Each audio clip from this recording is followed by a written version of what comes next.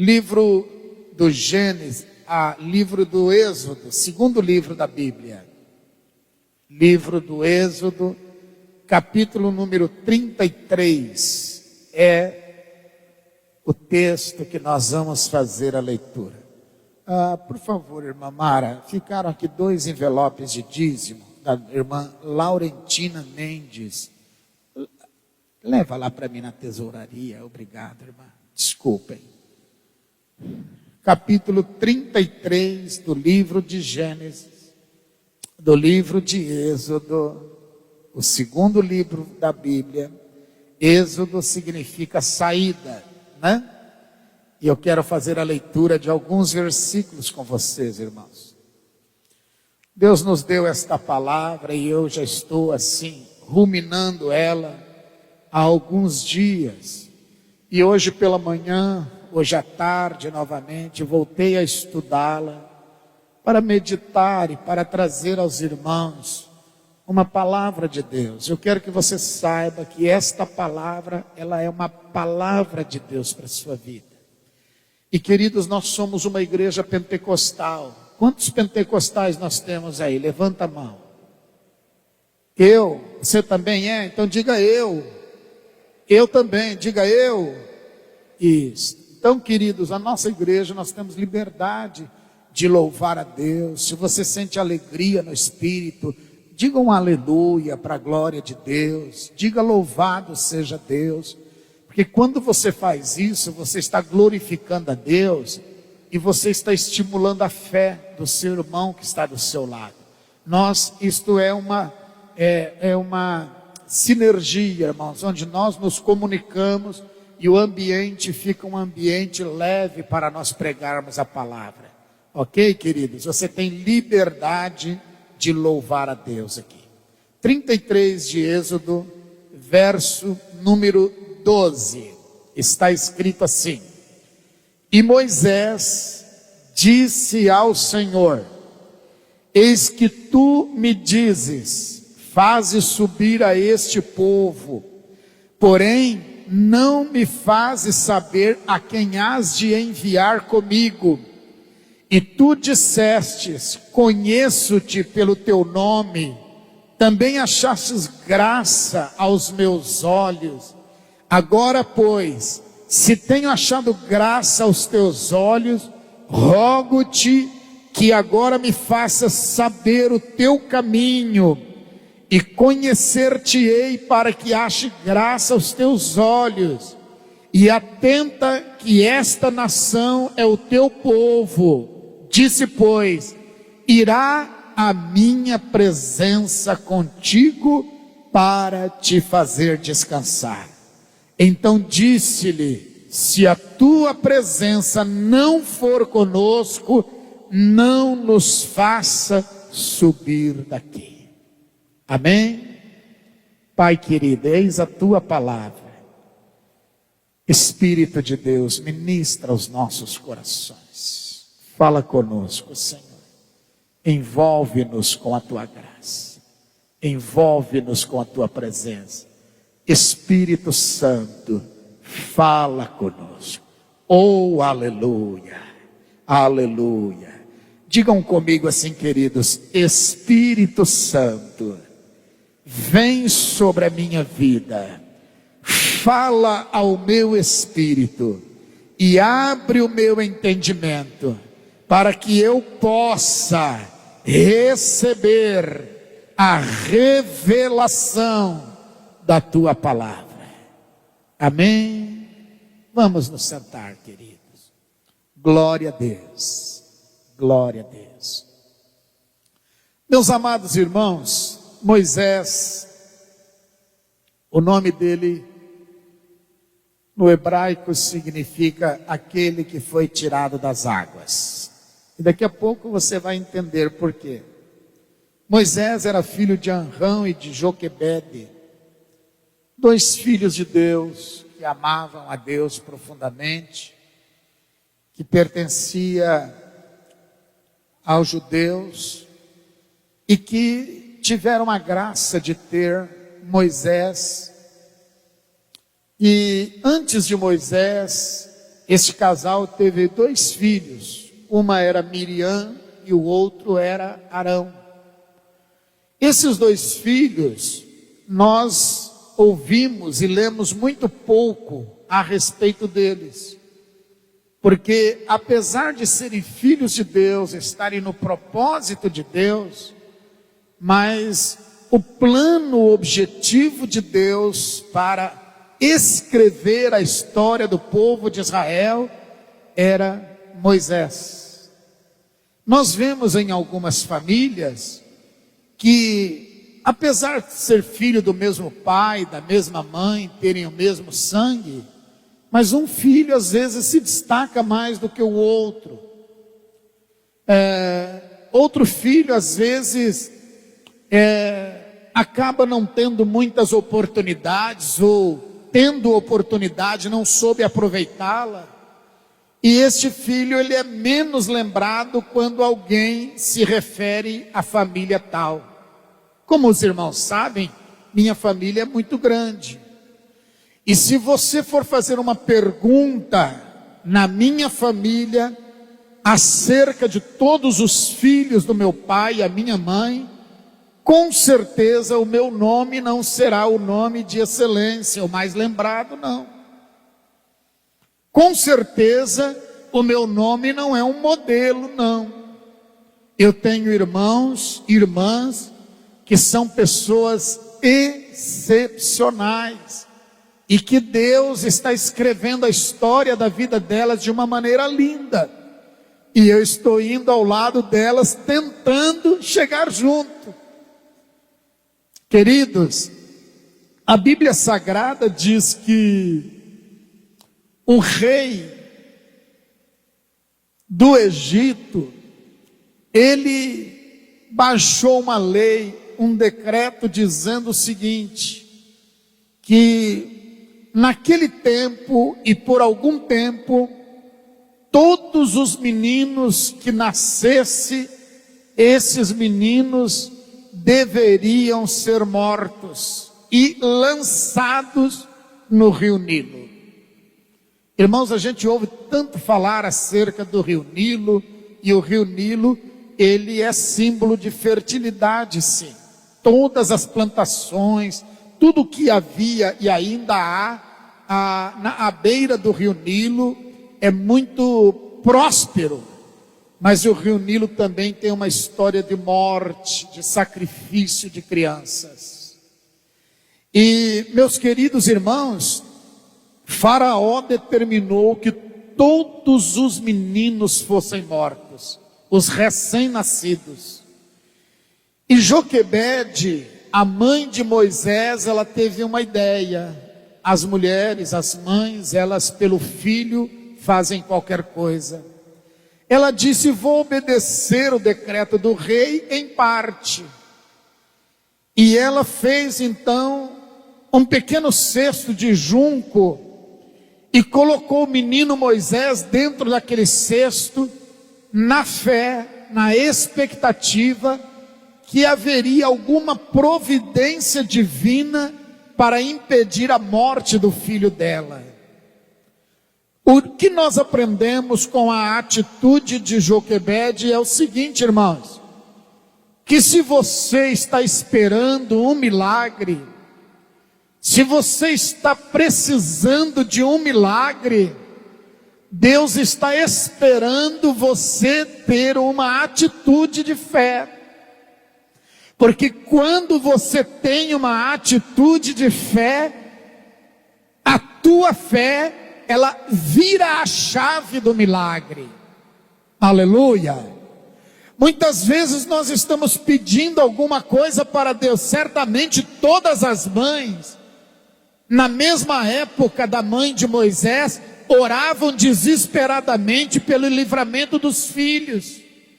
Mas não basta você orar, você precisa ter uma atitude.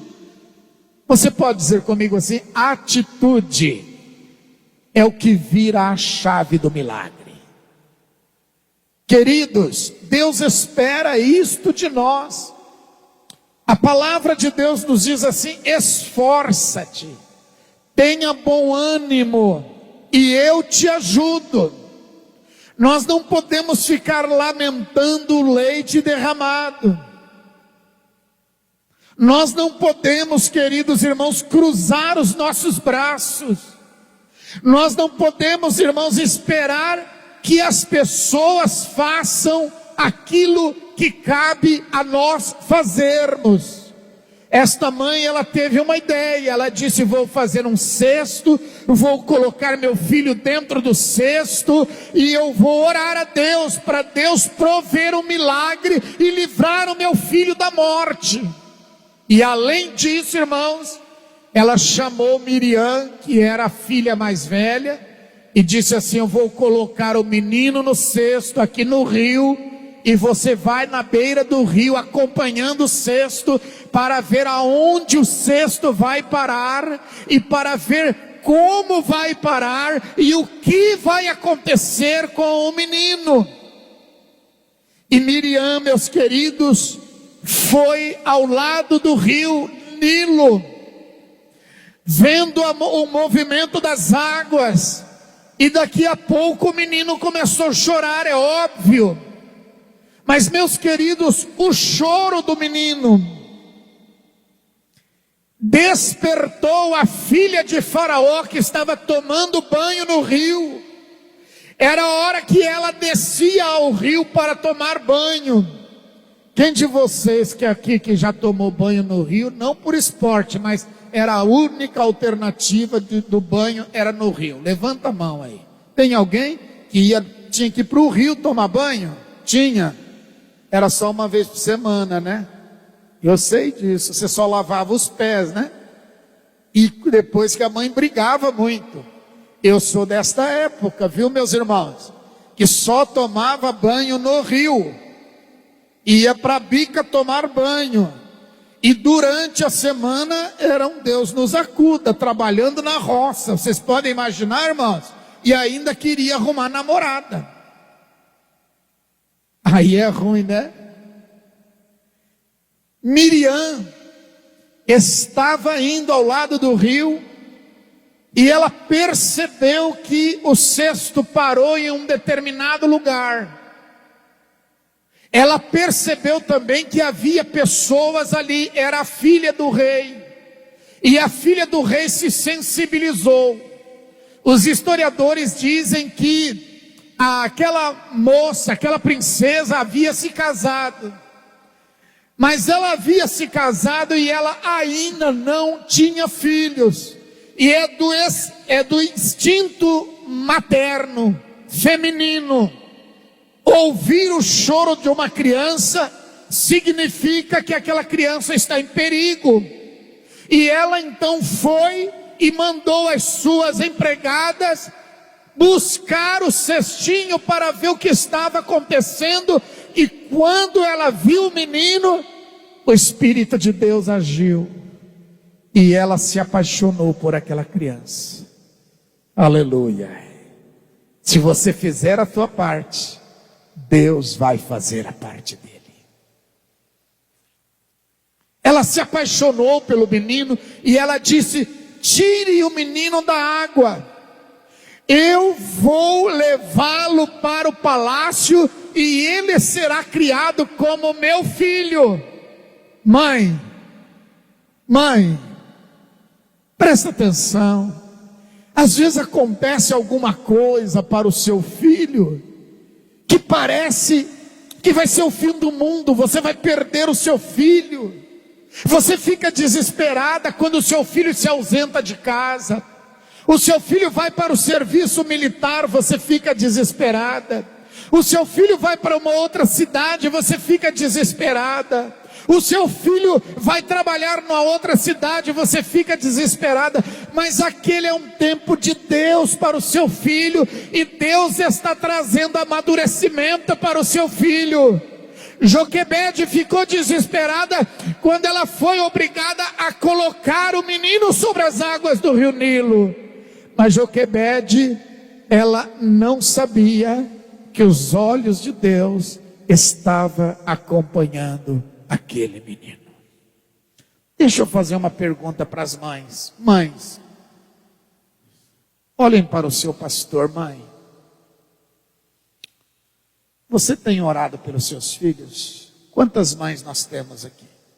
Quantas mães? Levanta mais alta a mão. Eu não vou te pedir um presente, não. Pode levantar a mão.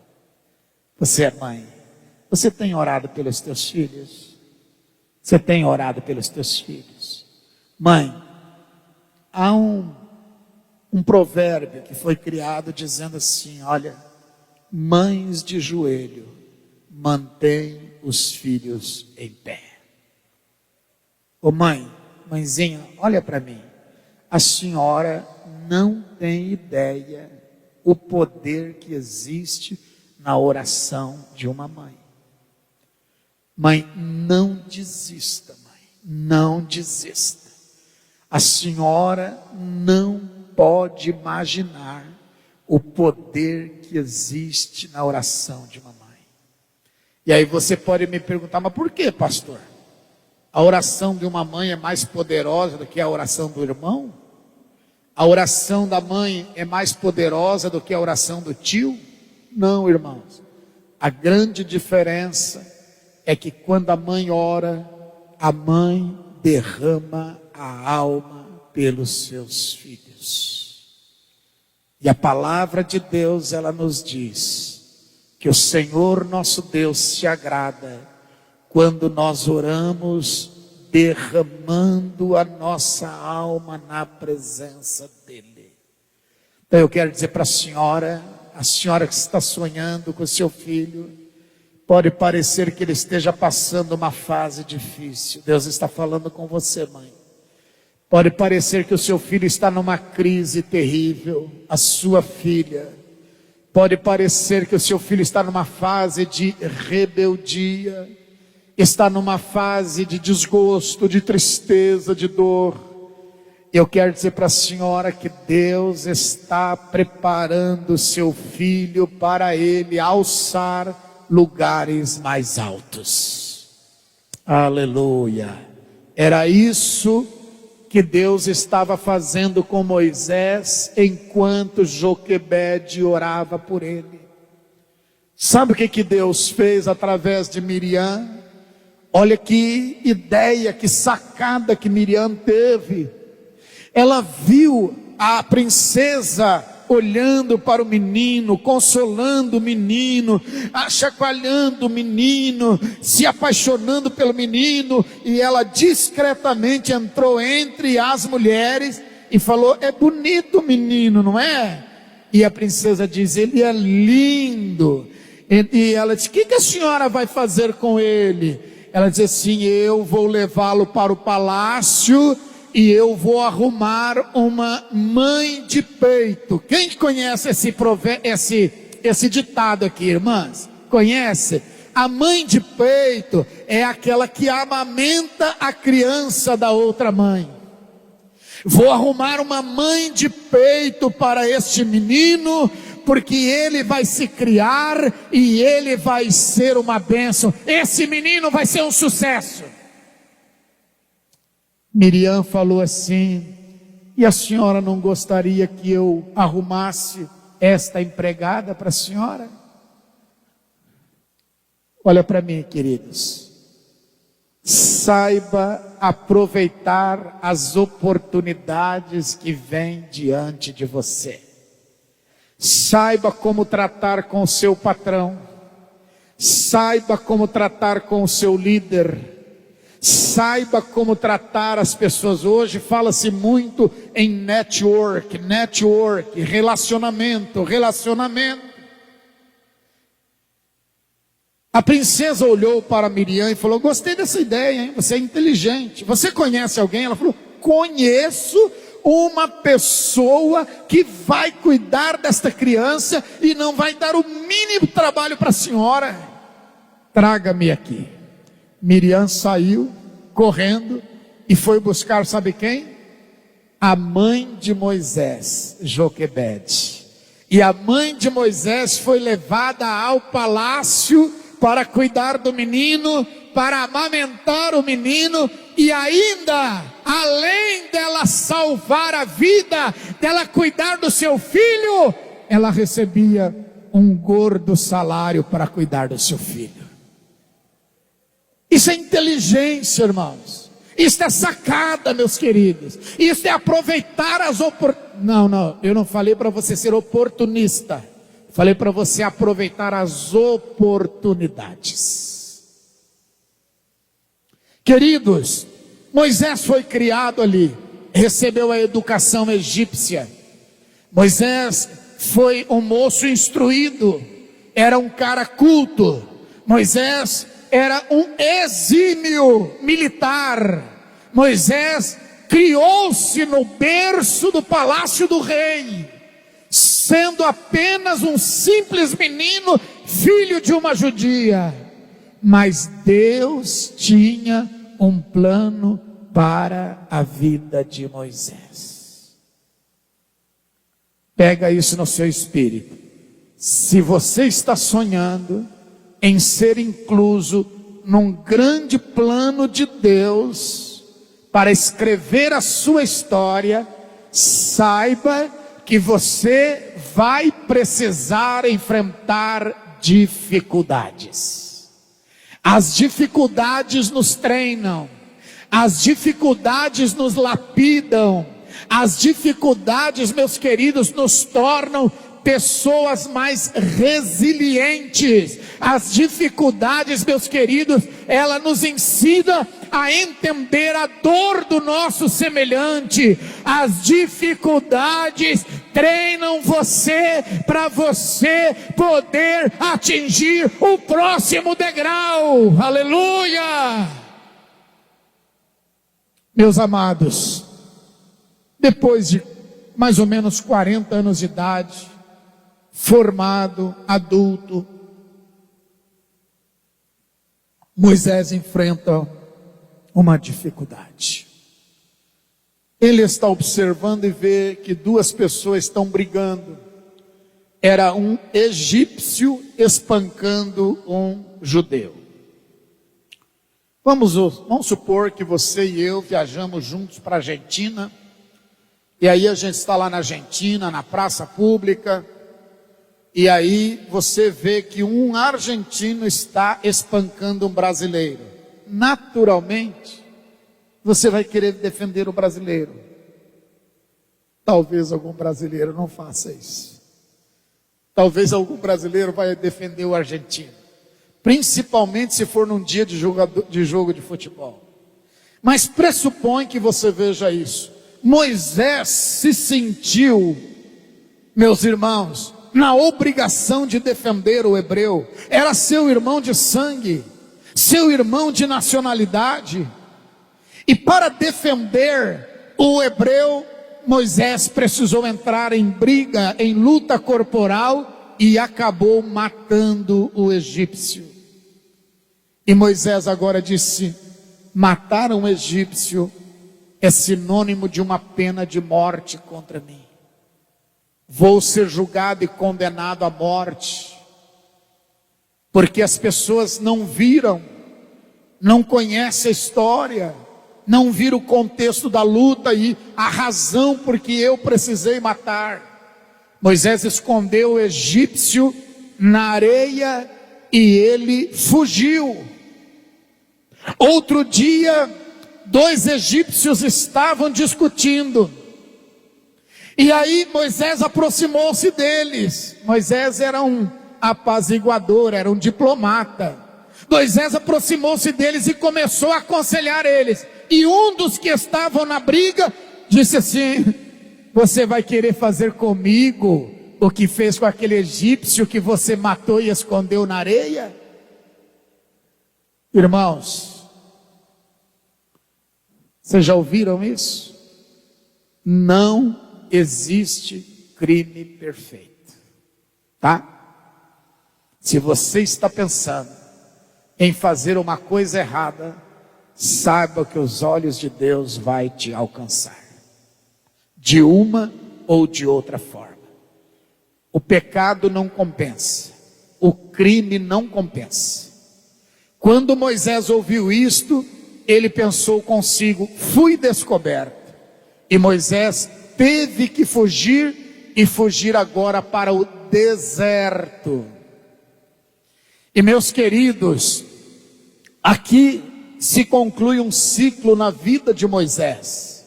Aos 40 anos de idade, Moisés encontra-se no deserto como fugitivo, com o propósito de preservar a sua vida. E Moisés agora no deserto de Midian, meus queridos, ele tem um encontro com Deus. A Bíblia diz que certo dia, Moisés estava no deserto e ele viu um pé de sarça. Nós conhecemos o deserto lá no Egito, irmãos. E a sarça não é uma árvore grande, frondosa. A sarça é um pequeno arbusto. E Moisés olhou para aquela pequena árvore e ele observou que aquela árvore, ela estava se incendiando, ela tinha fogo. E ele olhou novamente e ele percebia que ela continuava queimando. E ele se aproximou da árvore para ver que fenômeno era aquele. E a árvore continuava queimando, isto é, o fogo no meio da árvore, mas o fogo não destruía a árvore. E Moisés entendeu que aquela era uma obra sobrenatural do Deus de Israel. Aleluia, aleluia. O Deus de Israel é o Deus das coisas sobrenaturais. A Bíblia Sagrada diz, irmãos, que Moisés se aproximou da sarça, e aí Deus falou com ele e disse: Moisés, tira o sapato dos teus pés, porque o lugar que você está é santo. Glória a Deus.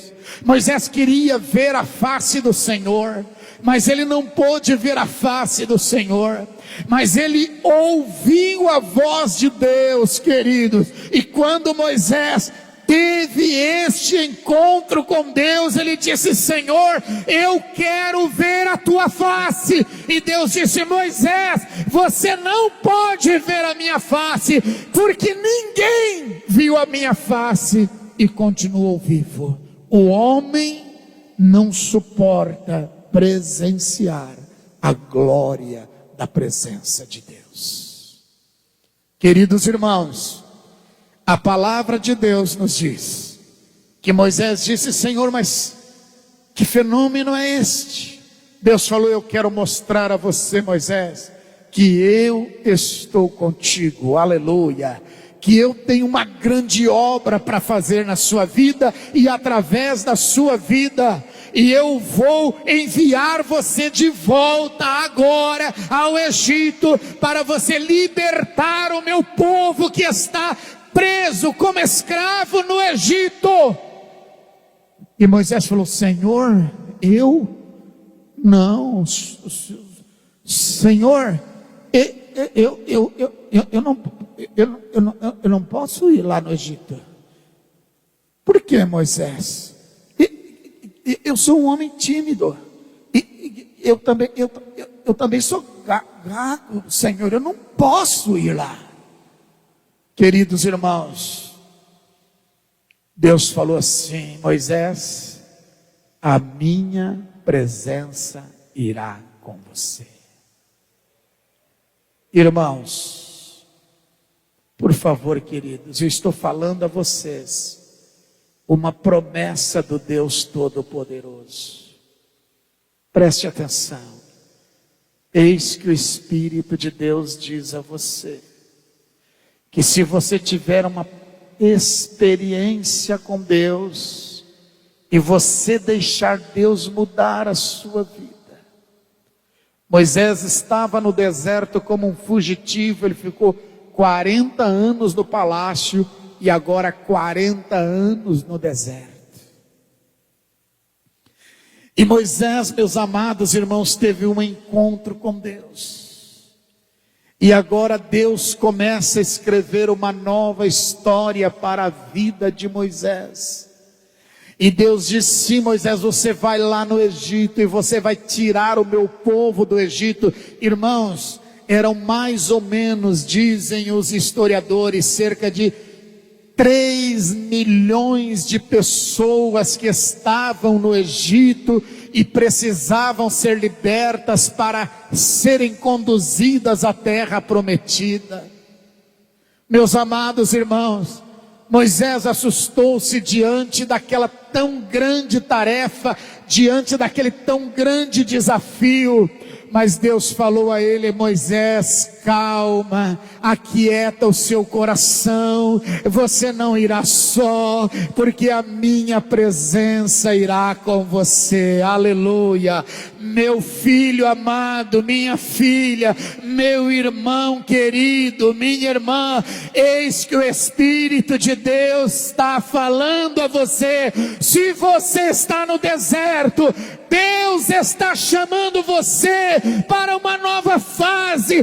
Deus quer virar a chave da sua vida agora para uma fase de conquista, uma chave da sua vida agora para uma fase de vitórias.